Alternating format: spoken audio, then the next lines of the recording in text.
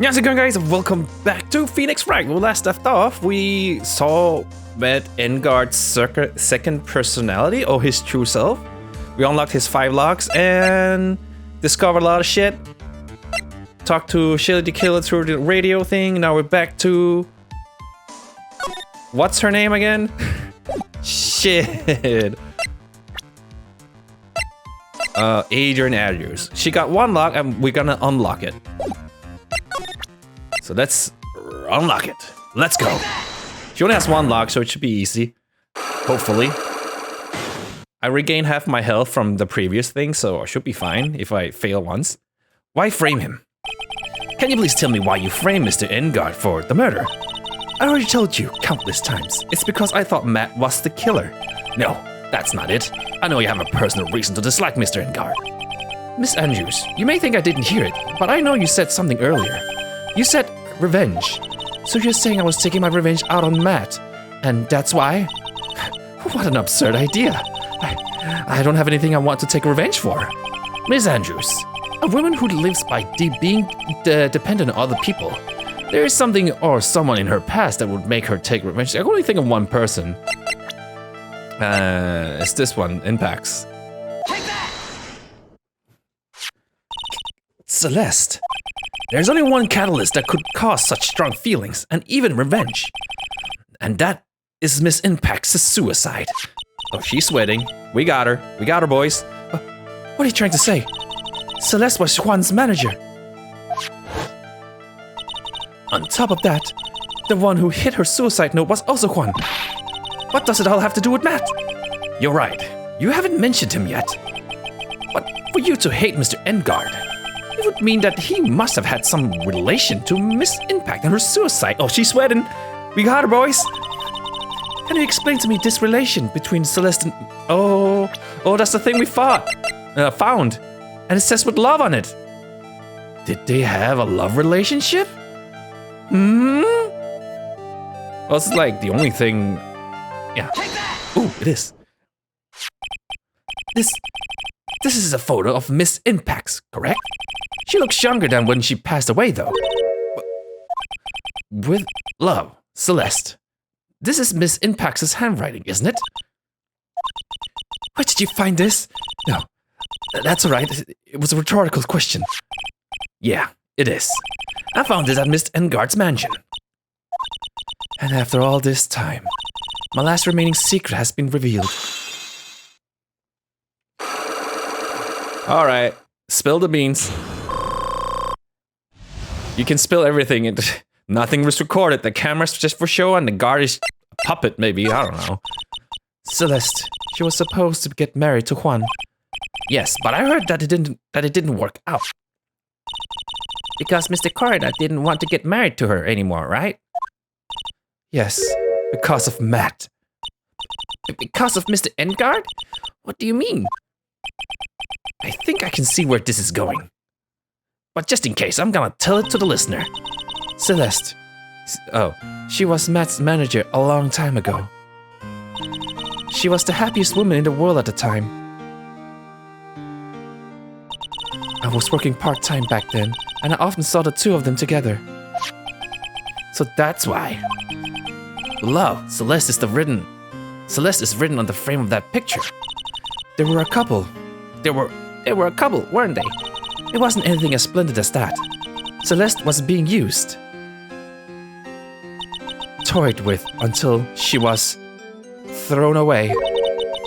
That's so horrible. Matt's entire image is built around how nice and wonderful of a man he is. A scandal would have destroyed that. Which is why Celeste, in her kindness, moved over to Worldwide Studios. And that is where she met Juan. She seemed really happy with him, even happier than when she was with Matt. Celeste and Juan was such a good match that they were even planning to get married. And then, it was suddenly called off. On that night Juan called their marriage off. Celeste, she killed herself. And that's why I framed Matt. It was revenge for Celeste and for myself. I'm sure you even can guess why Juan called the wedding off, right? Matt confessed to Juan about his relationship with Celeste.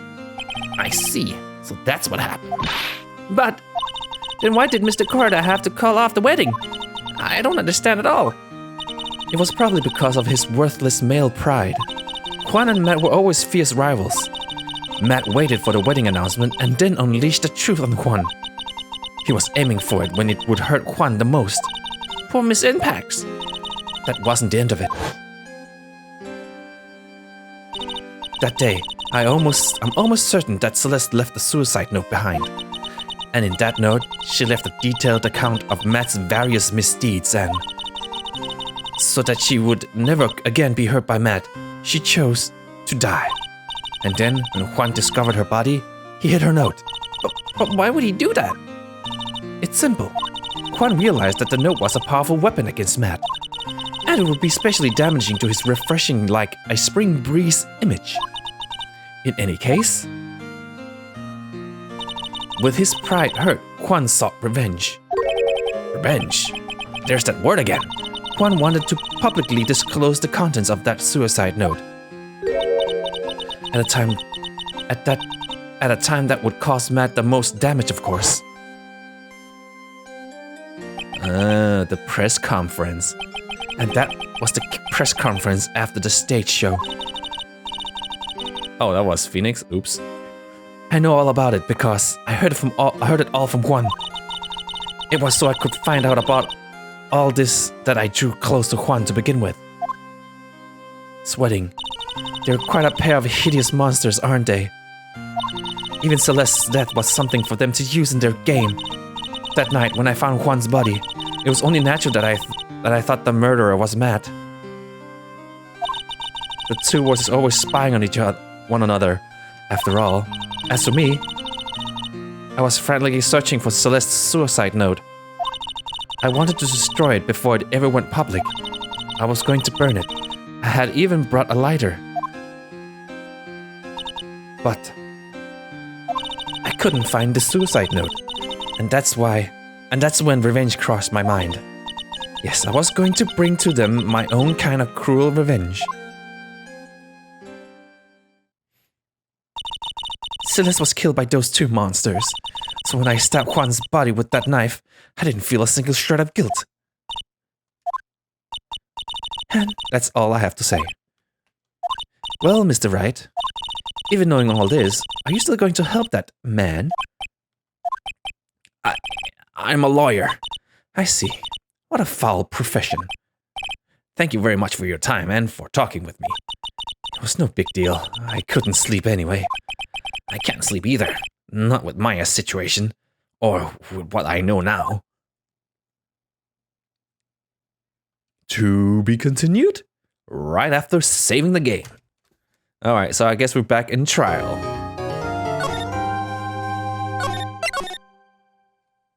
And if I ever get stuck because maybe there's some stuff I don't remember, I have the guide ready. Whew. How did I get into this mess?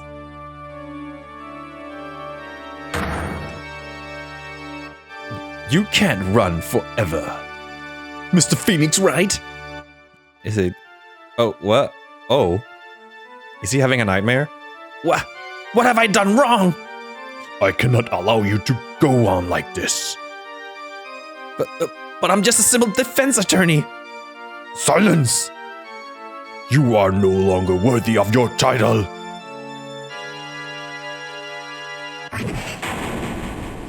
I think he's having a nightmare.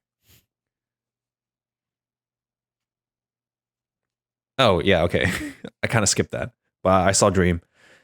As if this day was written in my destiny. Today I'll stand in court as a lawyer. To prove a killer innocent.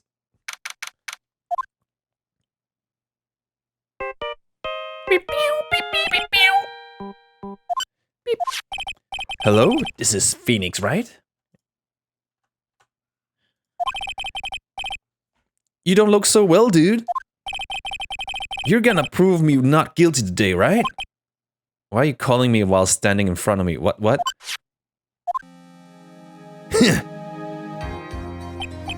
Again, I pull out this whiskey out of my ass. If you please, Mr. Lawyer. Remember, it's not just me, your precious friend's life is riding on today's verdict too. Now listen up, you better get Engard's a guilty sentence, okay? If you get that creepy slime bag and not guilty, I'll never forgive you, ever! Maya. Phoenix. Oh shit, it's Mia. Maya? How's Maya? I don't know. You don't know? She hasn't tried to channel me since yesterday. Mia, what am I supposed to do? Well, like I said, for a lawyer, the worst of times are when you have to force your biggest smiles. But you can't give up. There's still some hope left. Stop it, please. There's nothing left. Not here. Not anywhere.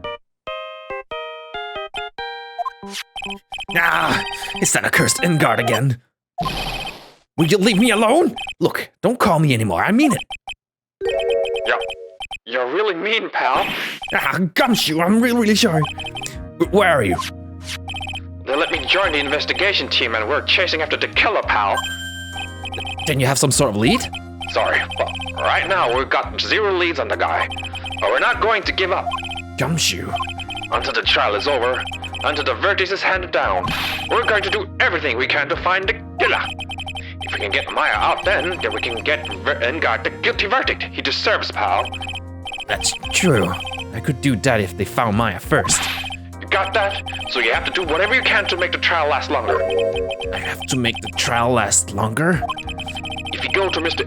Echipu with everything you've got, then you two can draw it out. Oh, now I get it. I believe in you, pal. You and Mr. Echipu can do it. So, believe in us. We're going to give it all we've got, just like you. Got it. Thanks, Gumshoe. Beep. Hey, Phoenix. You understand now, don't you? You have something money will never be able to buy. Friendship. It's the strongest weapon in the world, and you have it in abundance. Yeah! Looks like we're coming to the end. I have to make the trial last as long as I can. Gumshoe will come through, I knew it. Alright, so... make shit up.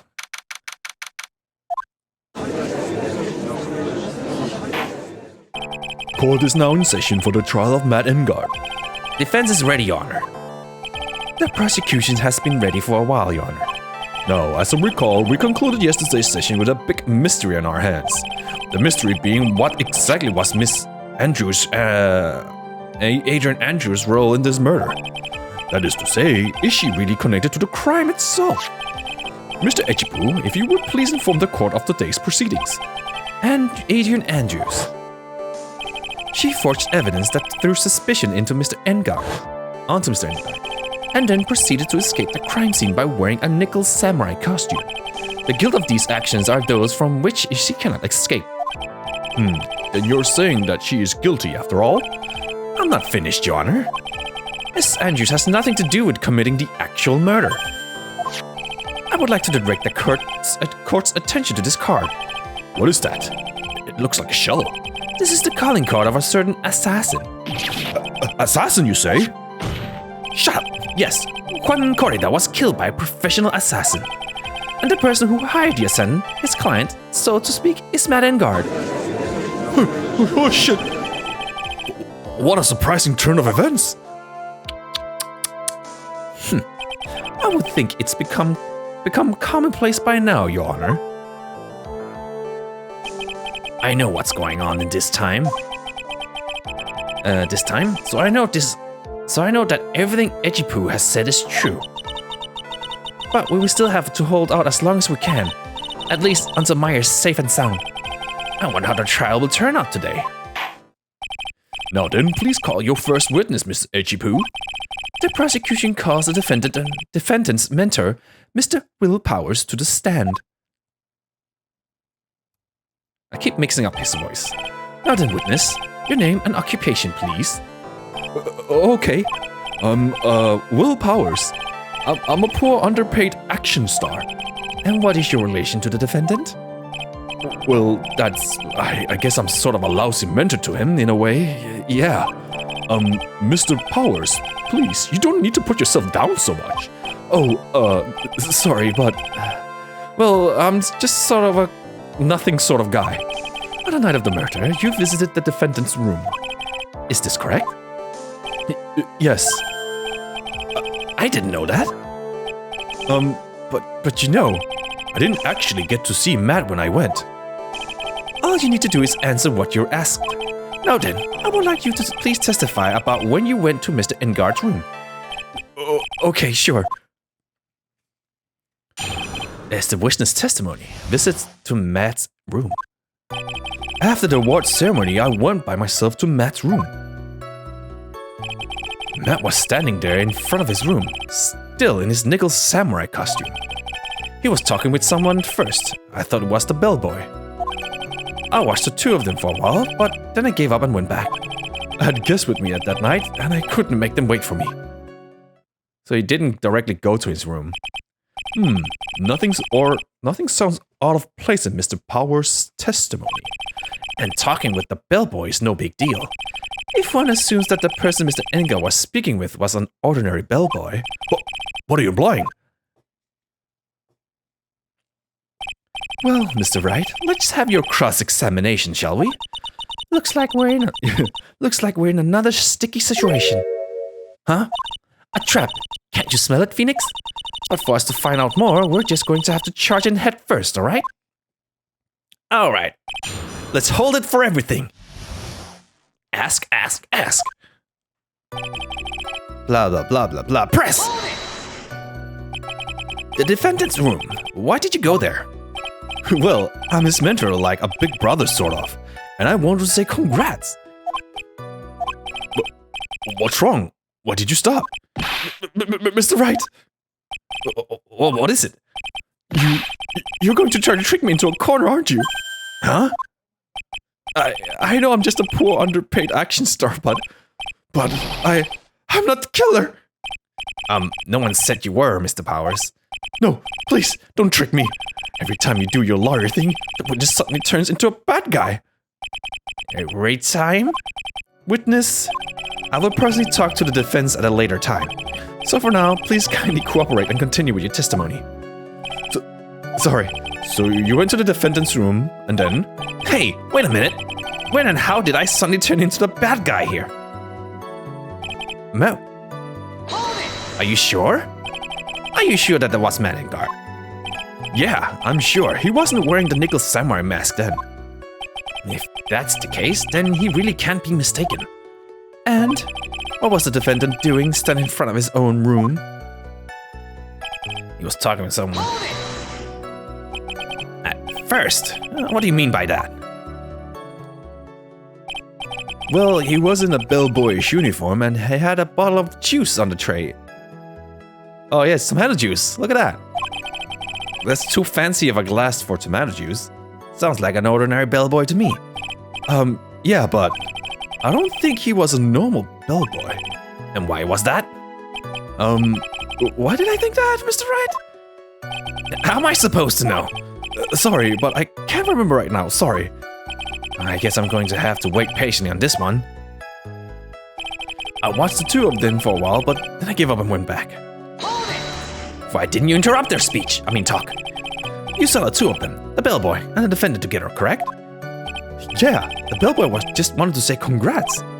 Now, while you were watching the two of them, did you notice anything strange? You know, I did feel something weird. I think it was because Matt, well, he gave the bellboy a tip. A tip? That's a perfectly normal thing to do. So how long did you watch the two of them? Not more than a minute or two, I think. Who are the guests? So who are these guests you're talking about? You guys, of course. You and Maya and Little Pearl. I thought it would be really rude since I invited you guys if I disappeared on you. So I went back to my seat pretty soon after seeing Matt in the hallway. This is like squeezing water from a stone. It's probably pointless to press further. Do you remember this incident? Did Mr. Powell leave his seat that night? I don't remember that happening at all. Maya was making such a racket in her hyper state. I ended up focusing on her. I see. In any case, from his story, he probably wasn't gone for very long. Alright. The defendant's room? Why did you go there? Well, I'm his mentor, like a big brother. Oh, we're restarting. Yeah, we saw this already.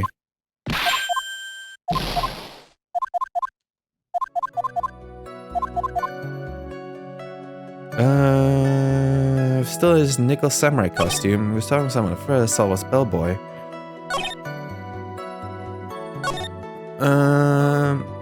Maybe. Can I present profiles? Maybe. John Doe. Oh, it looked like him. I don't have the picture though. Can I present this? I don't want to be penalized. Let me consult the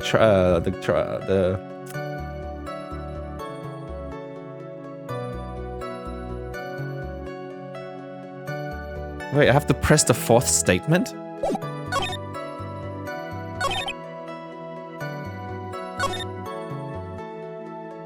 There was like I'll need to go back to the third. So he gave.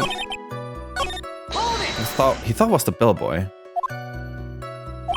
What was that?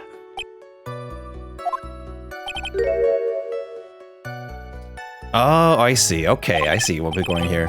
Actually, Mr. Powers, only a few minutes ago you stated. You know, I feel something was weird. Yeah, the tip. There we go. Could it be that you felt something strange about the tip-giving incident itself? Ah, yeah, that's it. You really know your job. Mr. Echipu? Yes, Your Honor. This bellboy, he wasn't an ordinary one, was he?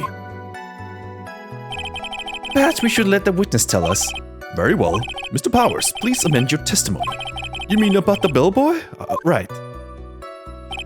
Matt gave the bellboy a tip. Alright, press on that. So he gave the bellboy a tip. What's so strange about that? Well, you see, Matt's not a poor penny pincher like me. I was trying to figure out how much it was because the tip really shocked me. How much it was? But that's when something even more surprising happened. The bellboy was putting the tip he got in his pocket. And that's when I got my first good look at the guy's face.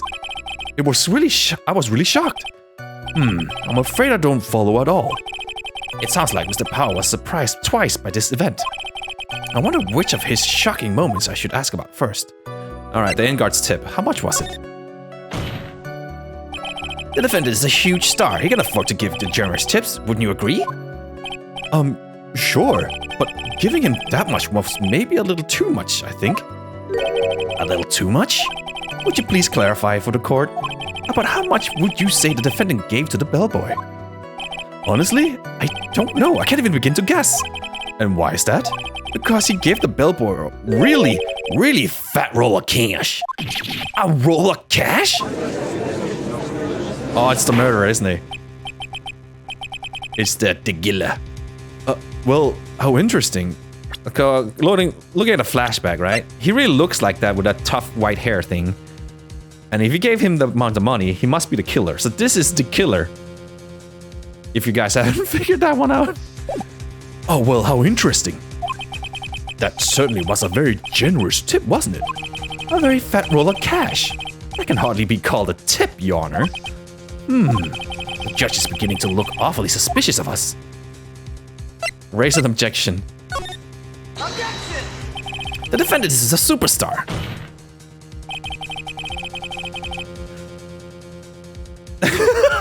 Maybe I should just wait and see instead. Objection!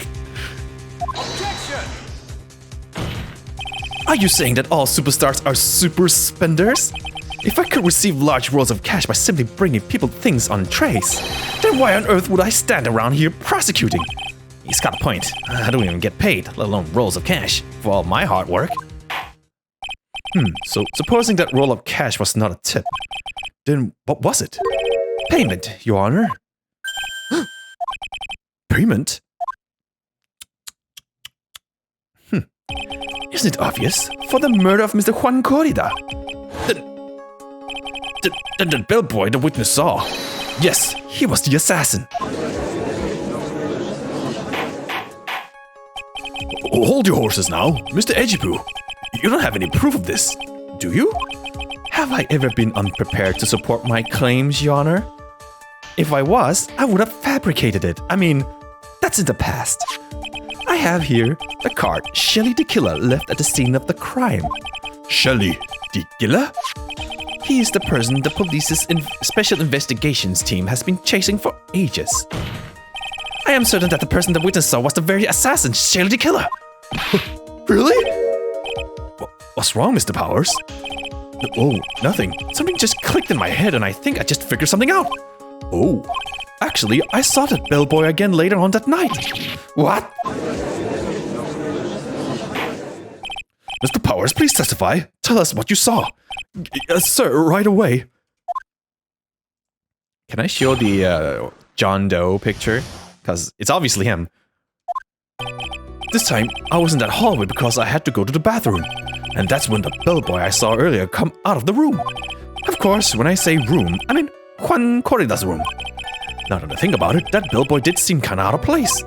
Yeah, so he had to be the assassin, I'm sure of it. I mean... Crap, man, look at that. Thank you very much. That is all we need to know. Huh? But I'm not done. There's still more. Let us first establish that the bellboy was truly Mr. the Killer. Then we shall see. So the bellboy came out of the victim's room.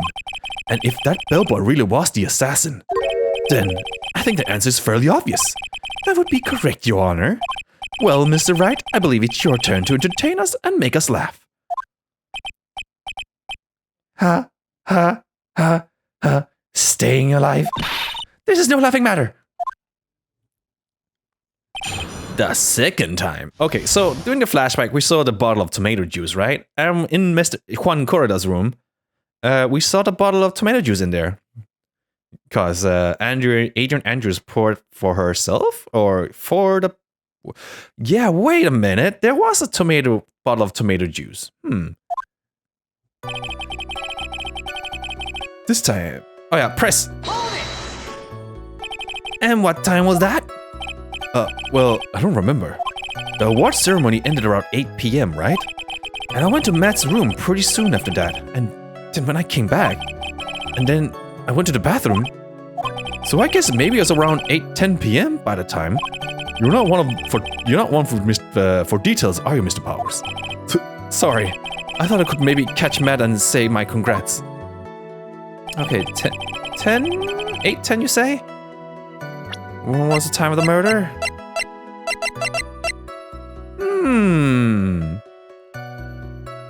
He said about, so it could be this.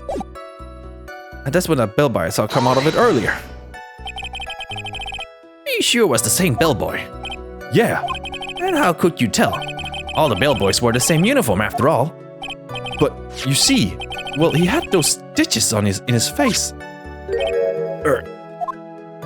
So I'm sure it's the same guy that was talking with Matt. So which room did the bellboy come out of?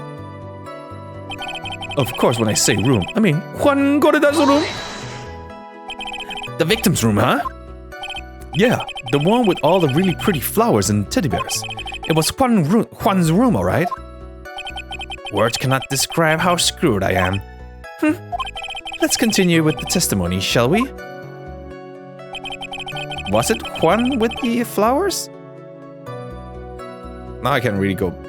Wasn't it the other way? Anyway, now that I think about it, that bellboy did seem kind of out of place. So what exactly was so out of place about him? Right. Why the insipid grin? Maybe because I have no idea what damaging thing he's going to say next. Well, the bellboy was empty-handed. Empty-handed? That bellboy was one of those room service people, right? But he wasn't pushing a cart and he wasn't holding a tray either. You'd call that a little strange too, wouldn't you? I agree. That it is a bit strange, Mr. Powers. But is it really that unusual for a bellboy to be empty-handed? What should I do? Should I let Mr. Powers' testimony slide, or try to pull a fast one? Yeah, why not? Nothing to lose. A few health points. Double save, just to be sure. Try to pull a fast one. There's nothing strange or unusual about an empty-handed bellboy. But there really is. There really isn't. If you two are done being school children, bellboys are for room service. There's no reason for them to be empty-handed ever. Your Honor, I ask that the witness' previous statement to be supplemented with this new one. Edge boy. Poop. Are you going to do whatever you can to make the bellboy look suspicious? I see, very well. This court recognizes and grants the prosecution's request. Mr. Powers, if you could amend your testimony, please. Yes, sir. I thought it was kind of strange for a bellboy to come out of the guest rooms empty-handed. Alright. Did we do this? When I first saw that bellboy... Yeah, there it is, the tomato juice. He was holding a tray in his hand. And there was a bottle of juice and a wine glass on it. Juice? What kind of juice was it? I'm pretty sure it was tomato juice? If we could come up with some sort of reason as to why... He left it there. But without a tray? That's a good question. Some sort of proof. Then I think we can dodge the bullet on this one for now. Proof, huh? Sounds like another job for the court record. Alright, so we have to press the last sentence. Okay, so... What makes you think that? Please don't be so quick to judge. But it's kind of a Powers family thing. Think of every person as a thief. Well, I guess a thief and an assassin are both sneaky and silent. That's not the point. That's not the point, Phoenix. In any case, if that bellboy was the assassin, it would be very bad for us. But he really is the assassin, you know? Yes, but you can't give in just yet. If you want to prolong this trial for as long as possible, you're going to have to pull some cheap tricks on this one.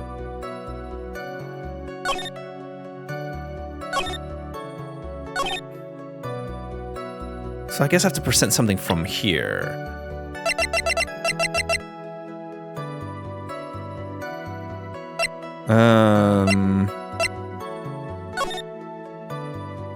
Oh, there's the tray, and there's the tomato juice. Do I present this? Because it's here in the picture. So that proves it that he was there?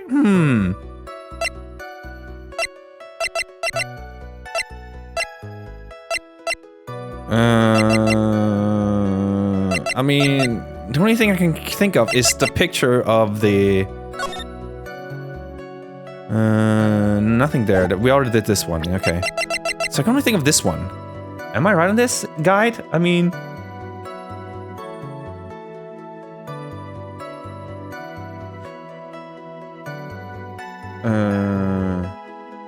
Yeah, okay. Yeah, basically, the wine glass, both of them work. So I am right. So, present. Mr. Powers. Yes? You're easily influenced. Oh shit, I didn't. Fuck. As soon as you heard that the bellboy might have been the killer, you got caught up in believing it must be true. But isn't he really suspicious? He's got all those stitches and... So? A baseball has stitches. Are you saying all baseball are suspicious because they have stitches? And you know, snitches get stitches. Well, there's also... what about him being empty-handed? I would like to ask the court to please take a look here. It's right there, in the picture. This is the crime scene. There is a wine glass sitting next to Mr. Corrida's body. The liquid inside this glass is tomato juice. And now, if you would look at what is on top of the table in the lower right corner here. Anyone can clearly see... Whoa, good. In my face, are you with Phoenix? Anyone can clearly see that it is a tray with a bottle of tomato juice on it. That bellboy had just brought this to Mr. Corrida's room. He left the tray in the room, which is why he was empty-handed when he left. But that would mean that the bellboy had seen and left a dead body in the room. But can you prove that Mr. Corrida was already dead at the time? Mr. Etchipoo? Yes? I blame you for leading me down this route. I'm terribly sorry. What is with him? Why is he laughing? Witness, is there one more thing you would like to share with us? Is there? The bellboy was empty-handed. Or should I say, empty-handed. I recall you had something interesting to say about his hands. Oh yeah, I almost forgot. Huh? What?